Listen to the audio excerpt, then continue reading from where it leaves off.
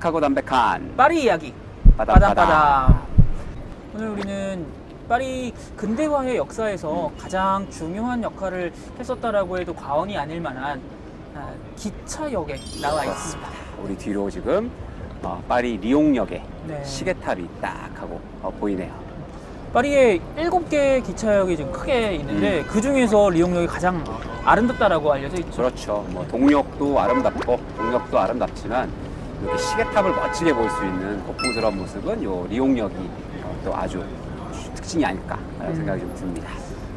제가 방금 파리 근대화에 가장 큰 역할을 했었다라고 좀 말씀드렸는데 사실 우리가 나와 있는 이 기차역이라고 하는 장소가 당연한 이야기겠습니다만 철도라고 하는 것과 굉장히 밀접한 연관이 있잖아요. 그렇죠. 증기기관이라고 그렇습니다. 하는 영국에서 이제 개발되고 발전했던 증기기관의 산물 아니겠습니까? 그렇습니다. 그래서 이 1825년에 처음으로 이제 영국에 석판을 실어 달르는 걸로 철도에 이제 기차가 다니면서 뭐 정말 빠른 시간에 엄청난 발전을 이룬 게 또 이 철도와 기차가 아닌가 싶습니다. 그렇습니다.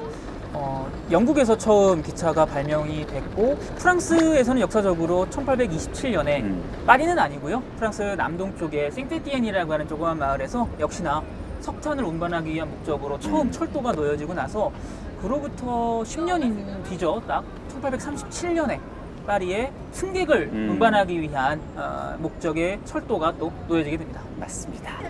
50년에서 100년 사이에 뭐 기차가 이 유럽을 넘어서서 저 콘스탄티노플, 지금의 이제 이스탄불이죠. 거기까지 그렇죠. 가는 오리엔탈 특급이라고 하는 것까지 생겨서 부르주아들이 그냥 어마무시하게 기차를 타고 여행을 다녔다라고도 알려져 있기도 하죠. 역사적으로 가장 화려하다라고 알려져 있던 기차가 바로 말씀하셨던 그렇죠. 오리엔탈 익스프레스였죠.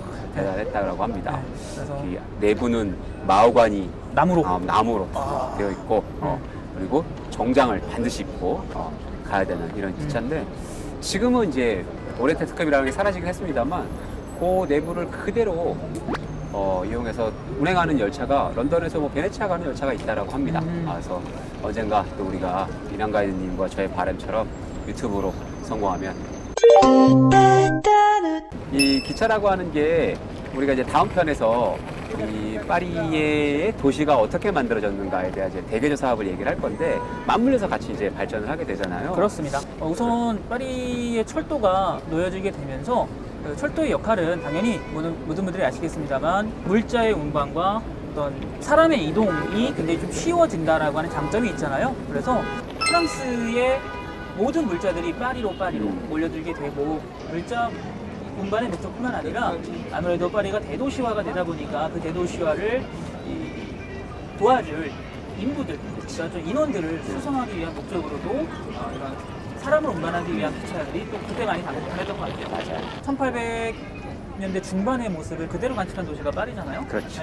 지금 이런 아름다운 모습들을 처음 만들 때에 가장 큰 역할을 했던 이 1등 공신이 아무래도 철도였습니다. 그때 이제 규칙 중에 하나가 기차역과 기차역 사이에 대로를 만들어서 역과 역 사이에 이제 운행을 굉장히 또 빠르게 할 수도 있기도 하고 이런 것들을 꽤 많이 유념해 두고 도시를 만들었다라고도 합니다. 기차역의 또 굉장히 좀 중요한 역사적 의의 중에 하나가 기차 덕분에 먼 거리도 빠르게 왔다 갔다 할 수 있다 보니까 공간의 축소라고 하는 개념을 가져왔고 그 공간의 축소의 개념에 따라서 아무래도 시간에 또 이 여유가 생겼다 보니까 그 여유 시간대에 여행을 또 하게 된 게 아닐까라고 생각을 합니다. 그리고 이제 당시 공간과 시간의 이제 축소라든지 뭐 확장이라든지 이런 것 중에서 참 재밌는 것 중에 하나가 당시 사람들은 이제 시간의 개념 자체가 해가 이제 머리 위에 떠 있으면 뭐 정오다 이렇게 생각하고 뭐 마을마다 이제 위치가 좀 다르다 보니까 시간도 이제 다 각자 알아서 해결했었는데 출발하는 곳과 이제 도착하는 곳에 이제 시간을 맞춰야 돼요. 이런 맞습니다. 문제가 생기죠. 뭐 해 뜰 때쯤 와요 이렇게 할 수는 없고 해가 저기 떠 있을 때 왔으면 이럴 수는 없으니까 어디를 하면 좋겠냐라고 하는 것이 영국의 이제 그리니치 시를 천문대가 있는 네. 그거의 시간을 기준치로 잡아서 전 영국에서 통일을 하게 되고 그런 것들이 이제 유럽으로 펼쳐지게 되고 이 협계라고 하죠. 레일과 레일과의 사이를 공식으로 정하고 이런 것들도 생겨났다라고 하는 재미난 이야기들이 있더라고요. 또 이제 그 유럽을 다니기가 편하고 뭐 어디 지방을 다니기가 편하게 있으니까 이제 우리가 또 유명한 그랜드 투어라고 하는 그래서 역사적으로 가장 또 이 문화 발전에 큰 문화 발전에 역할을 했었던 게 했던 게 이제 기차 여행이었던 맞습니다. 것 같습니다. 여행 덕분에 많은 문화 예술계의 발전도 있었잖아요. 그렇죠. 대표적으로 이제 우리가 파리하면 알려있는 이제 인상파죠. 인상파가 이제 기차가 발전을 하게 되면서 이제 밖으로 나가는 게 편해지고 그러다 보니까 이제 화실에서 뛰어나온 실제 빛을 보고 이 그림을 그리렸던 인상파들이 또 기차의 덕을 좀 톡톡히 봤죠. 그렇습니다.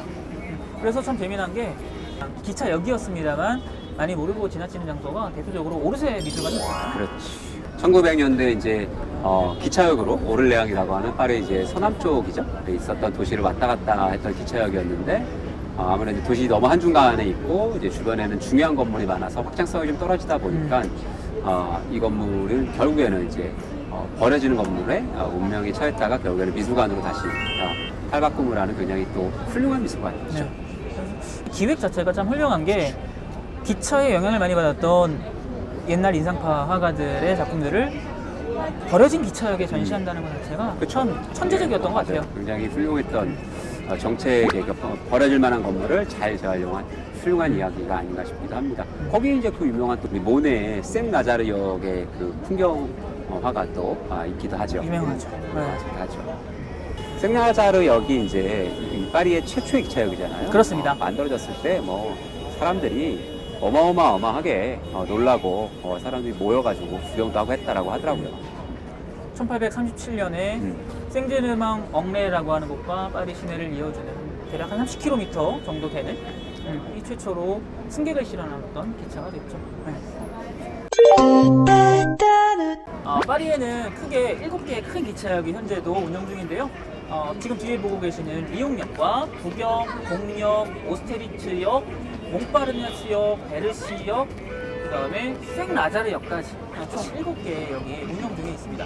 그리고 또 이 역들이 처음에 출발했을 때는 이제 그 개인 회사의 역들로 출발했던 것들이 많아서 사철이었다고 하죠. 그래서 그렇죠. 그리고 이 역의 이 사철 회사들의 이름이 가는 방향, 그렇죠? 종점의 그렇죠. 종점 방향에서 예. 북역은 북쪽으로 가고 동역은 예. 정말 동쪽으로 가고 리옹역은 리옹 지방의 일쪽으로 가고 이런 걸로 이름을 아주 명확하게 만들었는데 이제 나중에 그 국유화가 다 되면서 지금은 이제 이 이름들이 그대로 남았죠. 우리 지금 가까이 좀 기차역으로 사람들이 좀 많이 빠져서 왔는데 지금의 파리의 이제 기차 철도청은 SNCF 그렇습니다. 하죠. 이게 몇 년도에 통합이 됐다고 하죠. 파리에 처음으로 승객으로 날랐던 1837년에 딱 100주년 되던 1937년에 1937년. 모든 파리 시내의 이 철도 회사들이 다 국영화되었습니다. 그리고 이제 이름을 SNCF 프랑스 말로 이제 그렇습니다. 영어로는 SNCF라고 불리는 철도 회사가 만들어졌죠. 소시에테 나시오날 슈망 드 페르 프랑세. 대단. 이 정도 해줘야지. 준비했습니다. 그렇다고 한다면 저는 떼제베가 아하. 이제 SNCF의 가장 대표적 기차인데 트레이드 마크죠? 그래죠. 트레이드 마크죠. 강 비테스. 우리말로 번역하면 아주 간단합니다. 엄청 빠른 기차. 엄청 빠른 기차. 그래서 지금 한 320km까지 갔다고 하죠. 그렇죠. 320km 정도까지 달릴 수 있는 기차를 만들어낸 곳이기도 합니다. 우리나라 KTX의 원 기술이 되는 기술이 이제 맞습니다. 떼제베 기술이잖아요. 그래서 철도의 강도국이죠. 프랑스는. 우선 SNCF가 파리에 있는 공기업 중에서 규모가 가장 큰 공기업 중에 하나입니다. 이 SNCF에 종사하고 있는 인원의 수만 51만 5천여 명이 되고요. 어마어마하네요. 전 프랑스에 운영 중인 철도 길이를 합치면 42,700km. 이야, 진짜 지구를 돌겠네요. 지구 한 바퀴의 길이보다 더 되는 거죠. 네, 엄청난 철도가 지금 촘촘하게 진짜. 프랑스 전역으로 터져 있습니다. 맞습니다. 자, 그러면 혹시라도 우리 손님들께서 나중에 이 코로나 사태가 좀 잠잠해지고 나서 파리에 다시 오게 되면은 기차를 타시고 여행하신다고 하셨을 때 좀 주실 만한 팁 같은 거 혹시 있으실까요? 팁이요. 뭐 서쪽이나 동쪽으로 이렇게 한 번씩 돌아보시는 것도 좋을 것 같아요. 저는 개인적으로 이렇게 한 바퀴 쭉 이렇게 돌아보시는 것도 프랑스 일주. 뭐 그런 것도 나쁘지 않죠. 굉장히 또 재밌는 여행이 되지 않을까 싶습니다. 그리고 또 기차 여행하실 때 한국 분들이 파리에서 가장 많이 타시는 기차가 유로스타가 있잖아요. 그렇죠. 네, 근데 유로스타 타실 때는 꼭 주의하셔야 되는 게 좀 일찍 가셔야 된다. 일찍 가셔야 되는 거. 그렇죠. 예, 공항 가시는 것처럼 이미그레이션이 있다 보니까 맞아요. 한 1시간 정도는 최소 일찍 가셔서 출국 심사를 받으시는 게 안전하시다 하는 기억해 주시면 좋을 것 같고요. 맞습니다. 유럽 어느 도시나 마찬가지겠습니다만 기차역 주변에는 아무래도 치안이 그렇게 좋지 않습니다. 맞아요. 그래서 소지품. 항상 소지품 조심. 네. 그리고 기차 내에서도 그 중간에 정차하는 역에서 짐을 헷갈려서 누가 가져가는 경우도 있습니다만 부로 가져가는 경우가 있습니다. 그래서 저는 가능하시면 조금 잠글 수 있는 장치를 준비하셔서 마음을 좀 편안하게 여행하시는 걸 좀 꼭 좀 권해드리고 싶어요. 좋은 팁이네요. 네, 맞습니다. 그렇게 네. 오늘 파리 기차역에 대한 좀 이야기를 나눠봤는데요.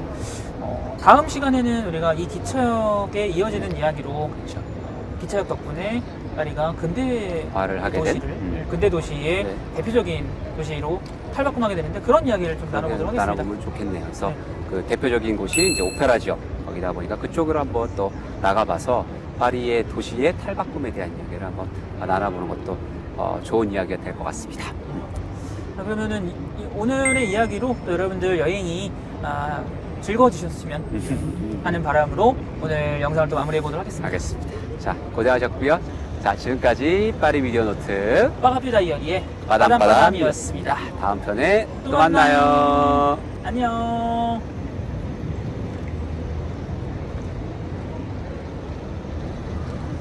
저런 효과를?